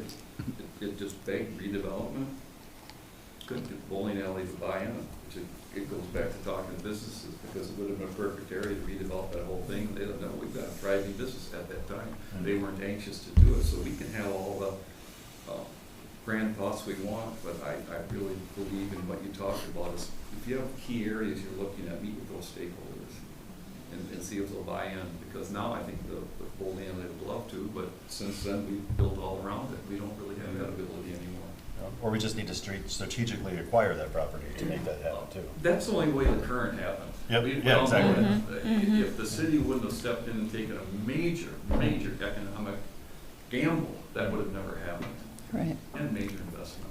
So and it goes to whoever commented on the super lots. I mean, if we want something to happen with super lots, the city's got to step in. We got to create access to those backs. We can't make people sell off the back half of their lot, but if we created access, it would be available to people. But that won't happen with one or two individuals. That happens when we create it. Maybe someone that knows Middleton better than I do, but didn't they kind of re-envision create kind of a town center space?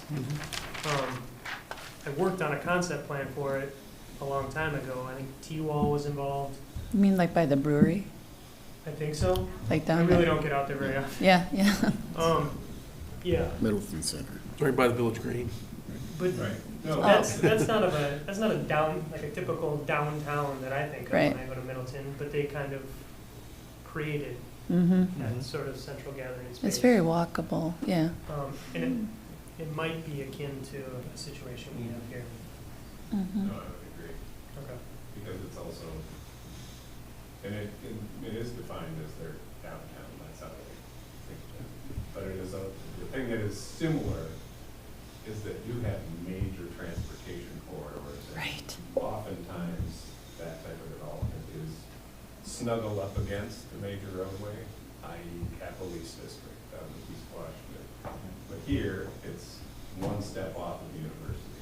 So you have those, there's a couple different ways to do it. But we also have a great town center. Most communities would love to have all our facilities right in the middle of the city, Right. instead of out on the periphery, on Monona Drive or something. People, you go to other communities, they kill for what we have, for the land we do have, and the park we do have, right in the middle of our community. It's a huge plus, and that could be developed further. Yeah. Corinne has her hand up Huge again. asset. Oh, massive. Corinne? I guess I have a question about the Monona Drive corridor plan. The Broadway, the old Broadway plan, you know, it had the east and the west and the river front or the waterfront sections. Is there consideration for breaking the Monona Drive corridor plan into different segments? Yeah. Because maybe that would be something for us to think about, how to do something like that, Village Green, Middleton type, you know, development and part of it. Yeah, I mean, actually, I think the last revitalization plan that wasn't listed on your sheet, in addition to the one that was on the sheet, the revitalization plan did have sections as well. Okay. So like from Broadway up to like Frost Woods or something, it was all commercial, and then from there, to, you know, further out, it was mixed use, and then further up, it was all, right, in front of the golf. That's why we built different sections. We even changed the Yep. pavement and the terraces once we got past the high school. There were 3 distinct sections. Yep, yeah. All right, sorry. No, it's a good question. Any other things people have seen happen in other places, that you could imagine happening? Oh, I have one, actually. Has anyone been to One Social Food Hall yet? Mm-hmm. It's very cool. I could see that being replicated in Monona at San Damiano. Where is that? Wilson. Downtown It's in Wilson. Wilson Street. Something that we often see get mentioned in plans like we're talking about in terms of attracting people, attracting businesses, is a very strong school system for the community. So I don't think we should not mention that, the importance of that. Mm-hmm. But how? So John, at the same time, we often say that the school district is an entirely different, you know, entity, independent. Is there a comment behind your comment, or it just? No, I just think I know it's independent. Yeah. So are businesses. Mm. Right? So, I see what you're saying. So they would be a stakeholder. I think it's an influence on Yeah. the community. Sure, for sure. And I intentionally appointed Oh. Elizabeth Cook to the Oh, Comprehensive right. Planning Committee That's right. Yeah, we do. for that reason. Okay. I believe, isn't there discussion about the land that the school district owns too? And how that could potentially affect development in Monona? Mm-hmm. I haven't been following really closely in that. I understand there's a meeting tomorrow. Mm-hmm. No, it's certainly important sites. Yeah, and Rob, I would say, if you think plan commission minis can be long, tune into a school board meeting. The last three meetings have been like 4 hours long. Susan can relate. And they just extended their public comment to 5 minutes per person. So I know. I tried to tell them I thought that was not a good idea, but. Do they get paid as much as we do? No aggregate limit, so.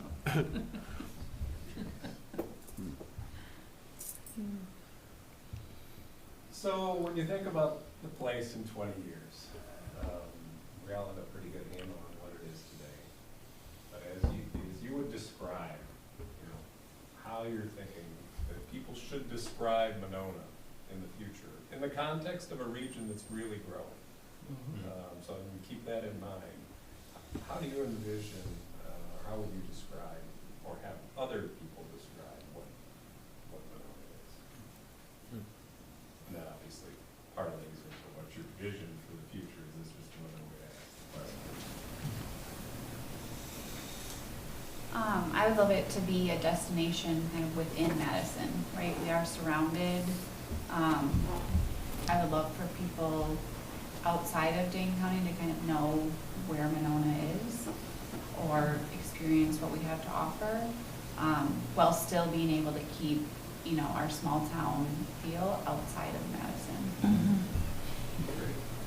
Like when we have those rooftop restaurants at Southtown that overlook the lake that you can see and have these awesome views, and that would be a pretty awesome thing to have here.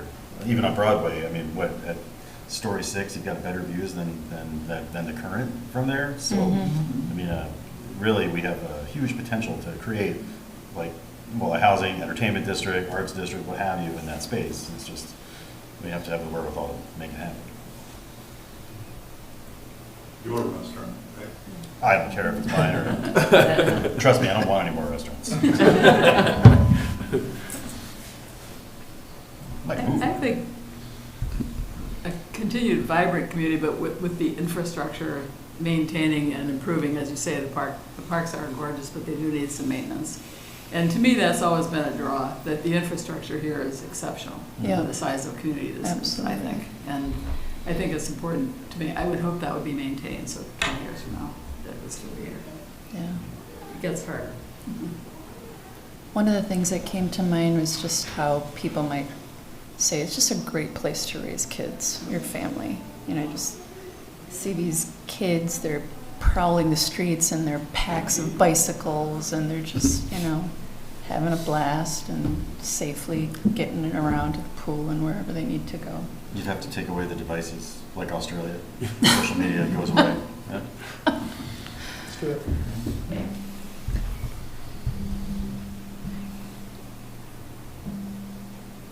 It was shared with me, and I don't know when this happened, but somewhere along the line I heard a story about a committee that was assembled to, I think maybe it was you, Brian, a committee that years ago, a committee that was, The family committee? maybe the family, Yeah. or I think it Yeah. was maybe, they came up with a slogan for Monona, and they came there's up been with, plenty. The Family Attraction and Retention Committee. no, it was like a jingle or a slogan for the city, greener, Brighter, bluer. greener, bluer, better. There was that one too. And I love that. So, I mean, it would be I don't know, it's a great thing to say about Monona. Well, it didn't fly the last time. She could have run it up the flagpole again. It's like new color. Ask Bob Miller how that. Yeah. People thought it meant blue-green algae. Yeah, that's why you gotta put the green first, 'cause otherwise it's blue-green. Working a seagull, too. Yeah. Yeah. Seagull, yeah, that's, yeah. My take on Monona is you may not know about it, you may not have been there, but when you get there and you live there, you don't want to leave. Yeah, Yeah. that's great. Yeah, That's great. definitely true. Very true. Yeah. And that actually, in my view, is kind of, I mean, I completely agree with what Rachel said in terms of combination of people experiencing it. But there's I have to say, there's still a little part of me that's like, okay, but maybe not. Maybe Right, you don't right. want a whole lot. Exactly. Maybe you don't want people, coming into Monona and but obviously, it's okay on Monona Drive. It's just, I mean, I think a huge percentage of people that even live here, never mind visitors, still don't even know. I mean, I taught at Rutabaga for Right. 15 years before I came up here to live, and I certainly knew Monona, Broadway and Monona Drive, but I didn't go down to the city center. I didn't know what the interior of certainly of the west side of Monona was like. I just knew the main thoroughfares. That's why you had the whole signage plans to direct people there so they knew about it. Right. Yeah. I was really amused when the new coffee shop opened and they put in the paper that they were opening their new Madison spot. Or, no, their new Monona spot, but didn't know it wasn't Monona. Oh. Yeah. Like, they're not Monona. So like, people just have this weird relationship with Monona Drive. Like, is it Monona? Is it Madison? Where are we? Yeah. Well, can I just say in the last week, I've had 3 people, because I'm doing a lot of stuff online lately, anticipation of being stuck home for a while, and I've had 3 different people say, well, do you live in Madison? Because when I fill in your address, It always auto-populates to Madison. We all know that, right? It happens all the time. Yeah. And I always say, no, it's Monona. We share a zip code. And we, you know, and we've Right. fought that fight how many times trying to get it to change. I don't think it's gonna happen. Yeah. So when you say it's a place that you don't, once you get here, you don't want to leave, why? Mm-hmm. What leads you to that, decision? I would say parks, Yep. schools, and it's a safe place to live and to raise your kids. Mm-hmm. And people know everyone knows. their Library. The beer neighbors, gardens at Schluter Park. There you go. You know? I mean, Like, I just went to an open house breakfast, and like, it's somebody just like said, oh, I'm having breakfast from 7 to 11, come over, and the whole neighborhood showed up. It's just, people know each That's other. a community. Yeah, yeah. One thing that I would like to see carried forward that, you know, me and my family kind of fell in love with is the eclectic nature of Monona. It's got lakefront property, which is very valuable, and there's a lot of very nice houses. But across the street from some of those houses are small bungalows, and then you have the middle of the city with these jumbo lots, but they have little houses on them. I would hope that that eclectic character carries through to some degree, and we don't lose that with Right. homogeneous development or, it goes back to the housing thing, diversity of housing types and things like that. And that goes on to the businesses as well, like Booth 121 and some of these small businesses. I don't want them to get pushed out because of redevelopment necessarily. I'll admit, Robert, Walking that balancing. my knowledge of, when I interviewed for this position, they asked, so how many do you know Monona? I said, Fraboni's, Ken's.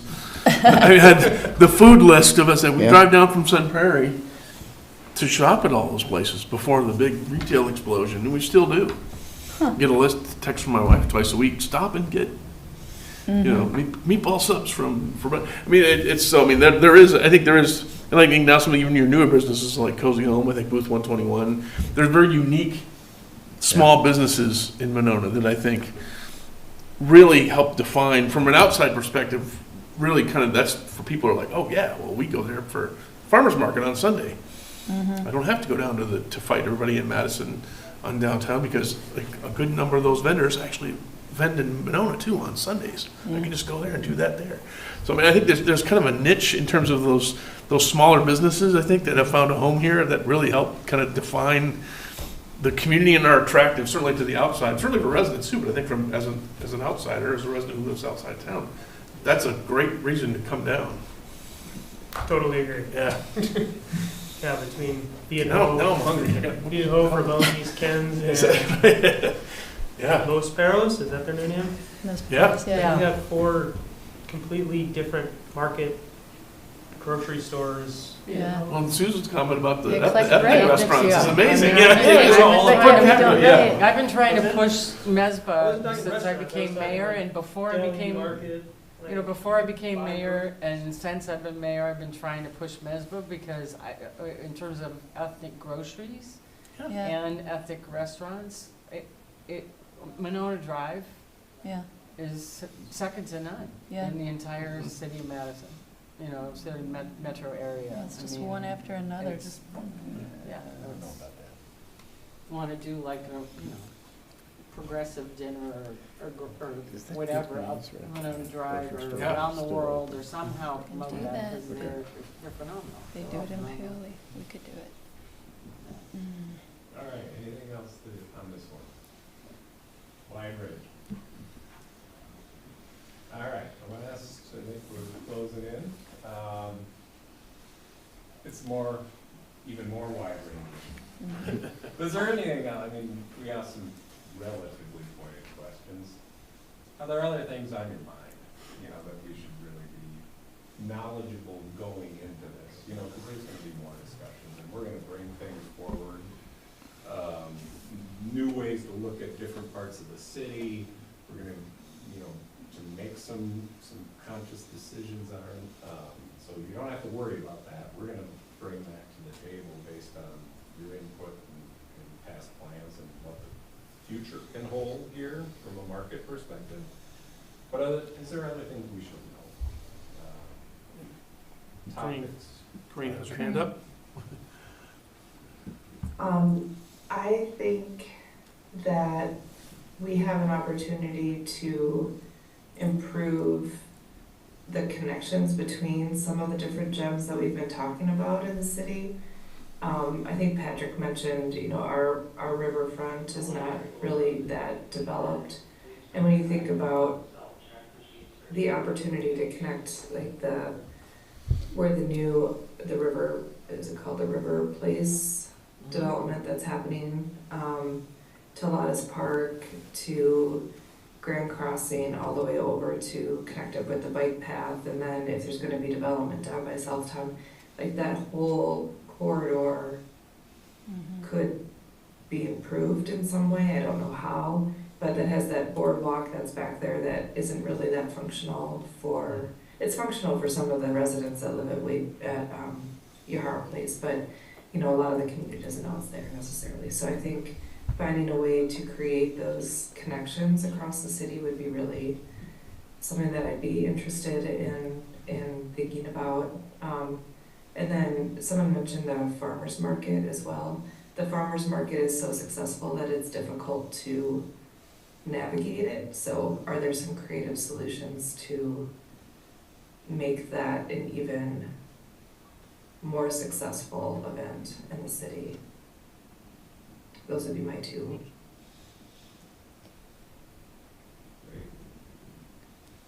Does the Broadway corridor where, I'm going to go back to the map, that end of Broadway is not included in this? It is No, the whole thing. all the way to 51, Yeah. Okay, thanks.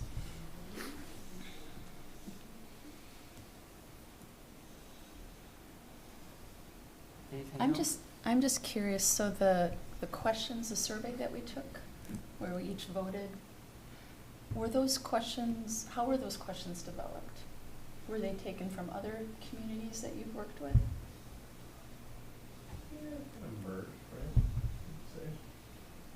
Yeah, I think some of it is topic specific in relationship to some of the corridor plans, obviously, and then some of the comp plan chapters. We tried to ask a question related to that. The reason I ask is because tonight in our discussions, over and over again, people said how wonderful our parks are.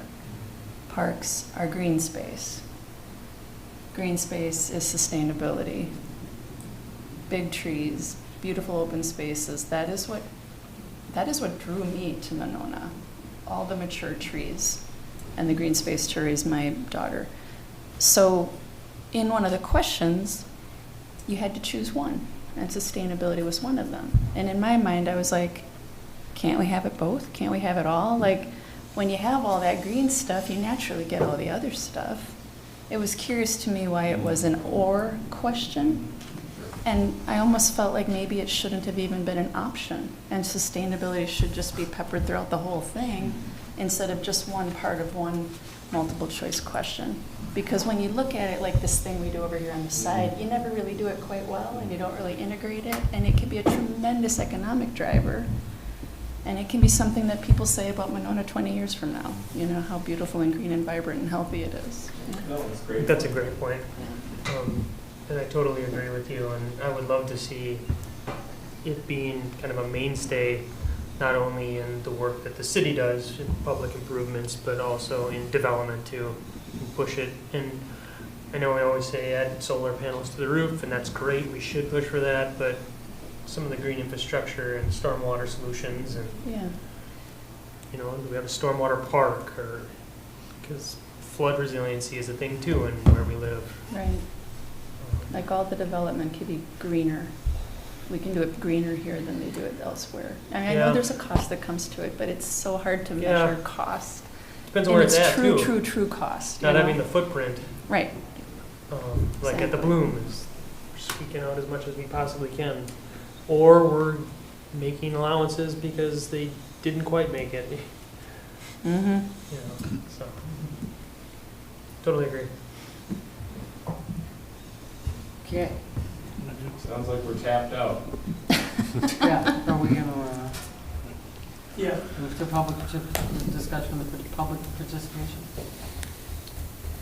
Yeah, I would just preface that as a statutory requirement of updating the comprehensive plan, you first establish a public participation plan, and that's something that sort of is the guidepost to say this is what we're going to try and do with the plan in respect to what's actually statutorily required. It's the public hearing, you have to go through that process, and then all the meetings that you work on are open to the public, and it's really not much more than that. So you are vastly exceeding the statutory requirement for the amount of public participation that is proposed throughout this process.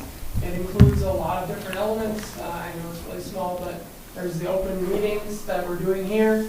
There's the public input sections, whether that's the workshop, the online survey at different points in the process.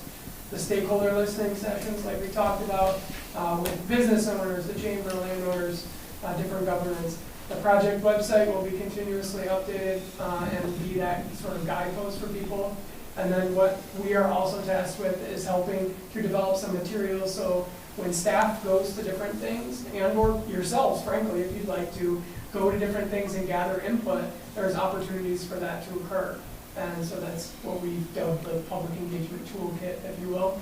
And so there'll be opportunities for things like the farmer's market, for example, if staff or someone else is already setting up a booth, gather some input while you're there and integrate that into this process. So the public participation plan basically just outlines all of this and says that we as the city of Monona are exceeding our statutory requirement, and these are the things we plan to do, and follow this throughout the process.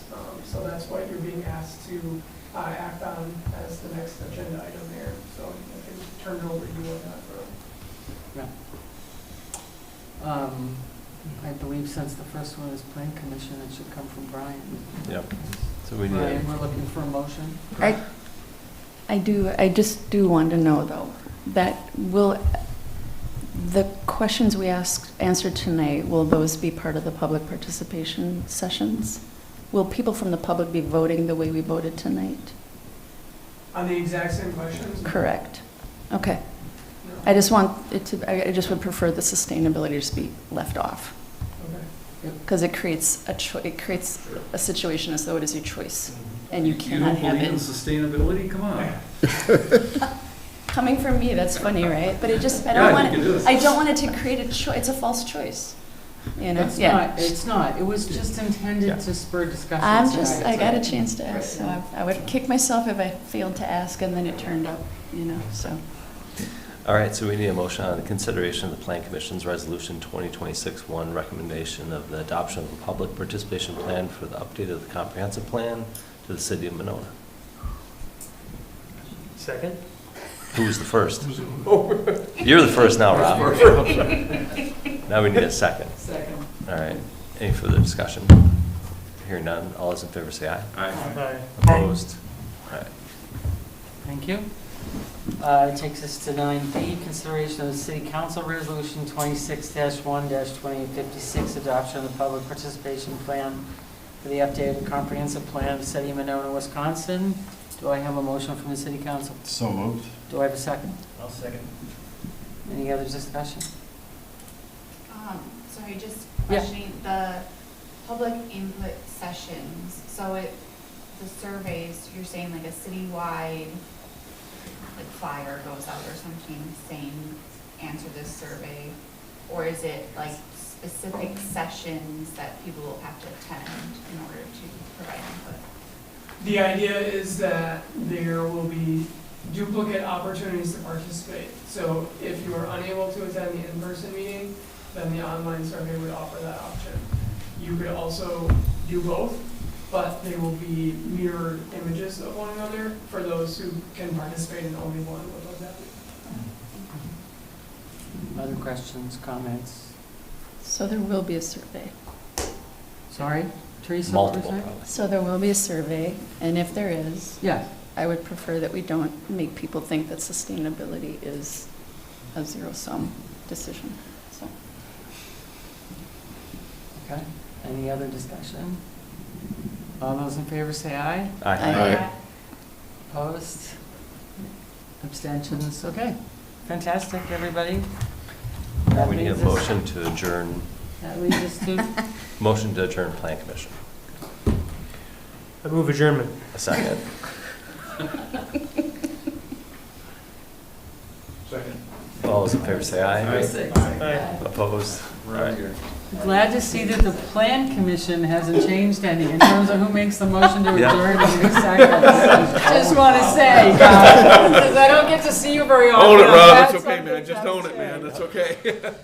I'll take a motion from the city council to adjourn. Motion to adjourn? Second. All those in favor say aye. Aye. We are adjourned. Thank you, everybody. Thank you, everybody. The over-under should have been easy tonight.